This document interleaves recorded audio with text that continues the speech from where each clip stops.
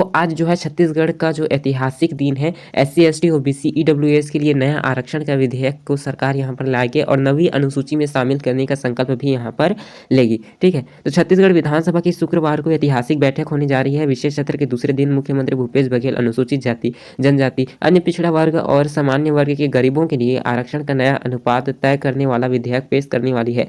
इसके बारे में हमने पहले भी बताया हुआ है कि इस प्रकार से आरक्षण की व्यवस्था यहाँ पर की गई है, जो कि क्वांटिफिएबल डाटा आयोग के डाटा के अनुसार यह तय किया गया है। और आपको बता दें, एसटी को 32%, अनुसूचित जाति एससी को 13%, ओबीसी को 27%, ईडब्ल्यूएस को 4% आरक्षण देने का यहाँ पर प्रस्ताव रखा गया है। ठीक है, तो इसको मिलाकर छत्तीसगढ़ में 76% आरक्षण हो जाएगा। जैसे ही विधेयक पास होता है उसके बाद आरक्षण कानूनों को संविधान की नवी अनुसूची में शामिल करने के लिए आवश्यक कदम उठाएंगे।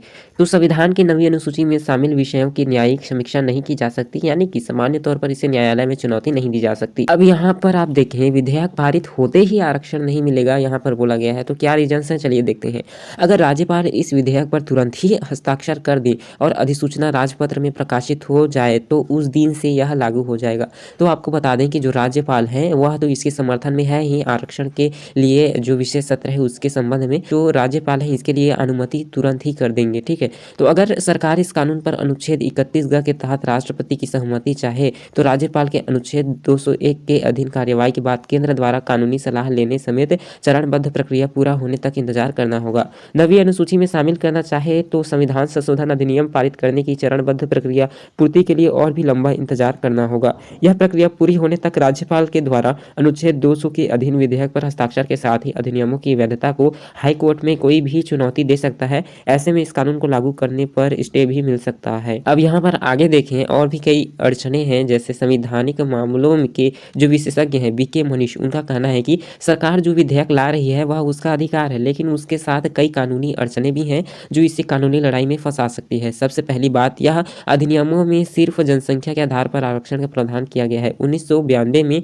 आए मॉडल फैसले और 2022 में ही आए पीएम के बनाम फैसले का उल्लंघन है। ओबीसी को 27% आरक्षण देने का फैसला 42 साल पुरानी मंडल आयोग की केंद्र शासन अधीन सेवाओं पर दी गई सिफारिशों पर आधारित है। यह भी 2021 में आए मराठा आरक्षण फैसले का उल्लंघन है।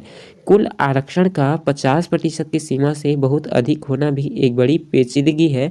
अनुसूचित क्षेत्र को इस बार विशिष्ट परिस्थिति के तौर पर पेश किया गया, लेकिन श्रेणी 1-2 की नौकरियों में अनुसूचित क्षेत्रों की कोई अलग हिस्सेदारी ही नहीं है। यह 1992 के मॉडल फैसले का उल्लंघन है। प्रतिनिधित्व की अपर्याप्तता के आंकड़े विभाग श्रेणीवार जमा किए गए हैं, न कि काडरवार। यह भी मंडल फैसले और 2022 के जनरल सिंह फैसले का उल्लंघन है। तो इस प्रकार से आपकी जो परिस्थितियां हैं वह है छत्तीसगढ़ में आरक्षण को लेकर। ठीक है, तो आप यहाँ पर जो परिस्थितियां हैं उसे समझ सकते हैं, किस प्रकार से फैसला आ सकता है, क्या चीज़ें हो सकती है और क्या अड़चने यहाँ पर रह सकती है। तो बता दें कि भूपेश बघेल जी ने कल बोला था कि जैसे ही आरक्षण विधेयक पारित होता है उसके अगले दिन ही उसको लागू कर दिया जाएगा, इस प्रकार से।